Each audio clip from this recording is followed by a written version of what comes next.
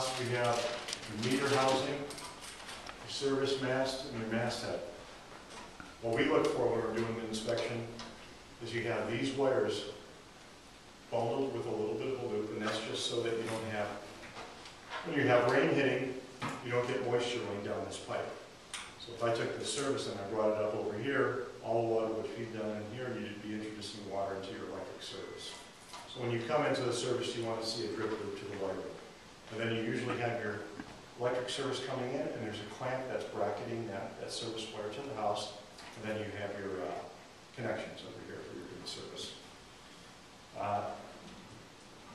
This one doesn't have an example of it, but we also want to have the grounding rod now. There's a pipe that extends down there.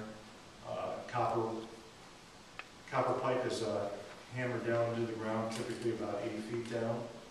And if the system basically has a current that's running, you have natural ground that is sending that current and dissipating that into the soil. The other way to do it, and you'll see it on this side, is we'll take that ground and we'll connect it to your water supply. A lot of times on older houses, this is your grounding connector, grounding wire that runs into the system. And you can see the grounding wire come in right through here, this green wire. And this attaches to your electrical service in here, a bus bar down here. There's different ways that electricity flows. The grounding allows for basically, I'm plugging something in. Right now, if electricity doesn't have a place for it to go, it's going to try and find a natural ground, the easiest path for electricity to go. So if I'm standing in water and I'm plugging something in, it's going to want to ground through me. And that's where you get electrical shock.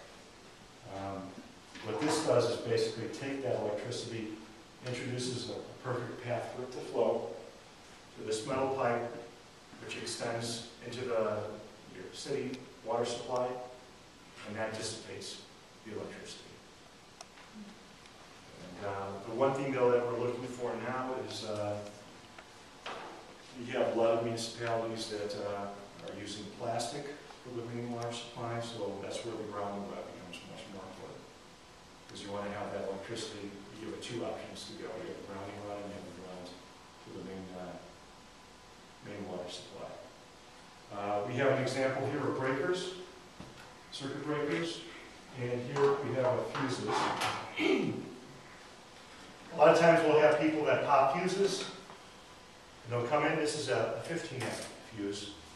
Oh, I keep popping fuses, I'm just going to pop in a 20 amp this time instead of a 15. And then the microwave doesn't pop the fuse in. But what's happening is you're introducing more heat to your wires. And the wires are sized in different gauges. This right here is a 14 gauge wire. Thicker, it gets lower. This is a 12, 10, 8.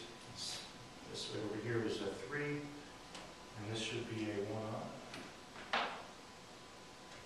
And it is.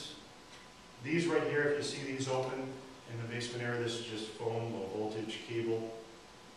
But this wiring basically, if I'm throwing a 20 amp fuse or breaker on this wire is allowed to heat up to a greater temperature before it actually could trip that 20.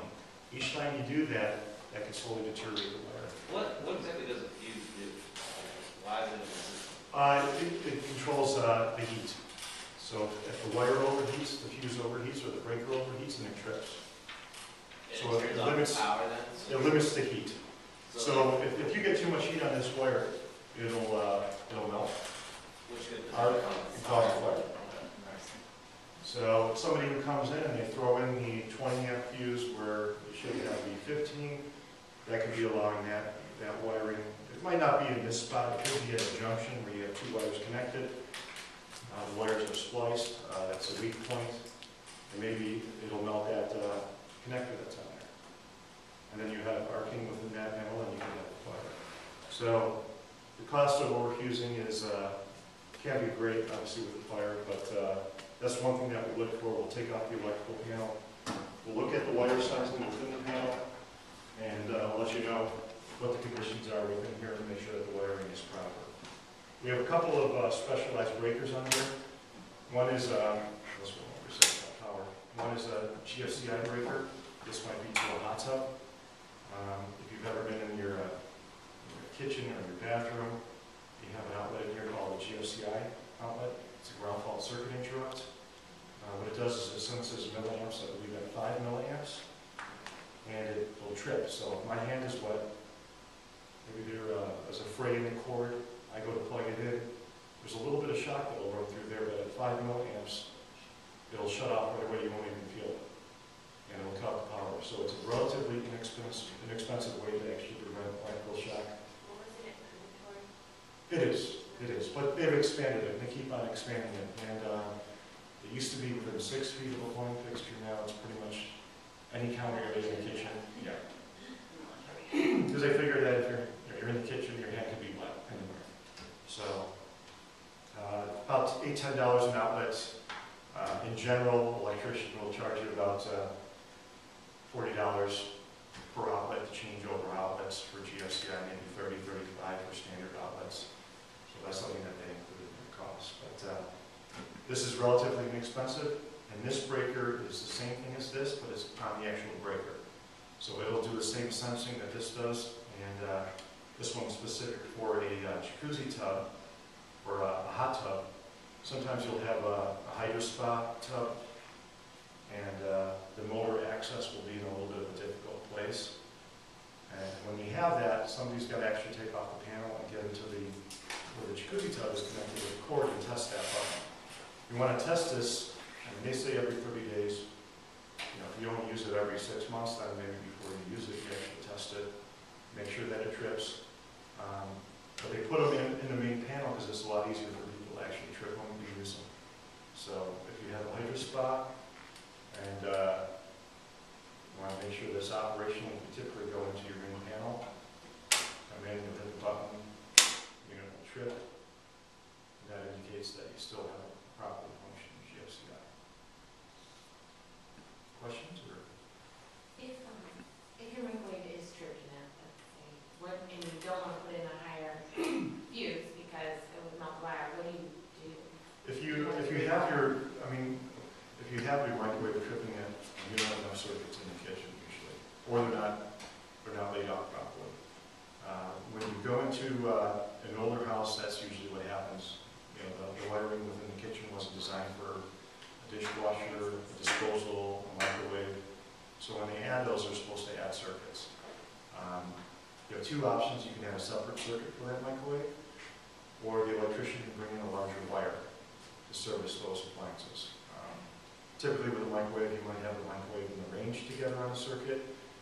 With a disposal and dishwasher, you might have that on a separate circuit. And then you want to have two separate circuits for the counter outlets. And that's for a mixer. Those things in the box, those are circuits? These are circuit breakers, correct. Circuit breakers. So what is a circuit? What is the wire? Each breaker is one circuit. Yeah, each one, say this is my dishwasher and disposal. Right. This is my microwave and my range. This is the lights in the kitchen. So each one has their own power supply. So rather than So then that, sorry, I didn't mean to cut you off. That's That's that power supply runs to an outlet. this can run, yeah, it's going to be to an outlet. Your dishwasher might not be an outlet, it might be a direct wire connection. Your disposal, same thing, where it's just a service which is available. And basically your electrical current and your grounding are within that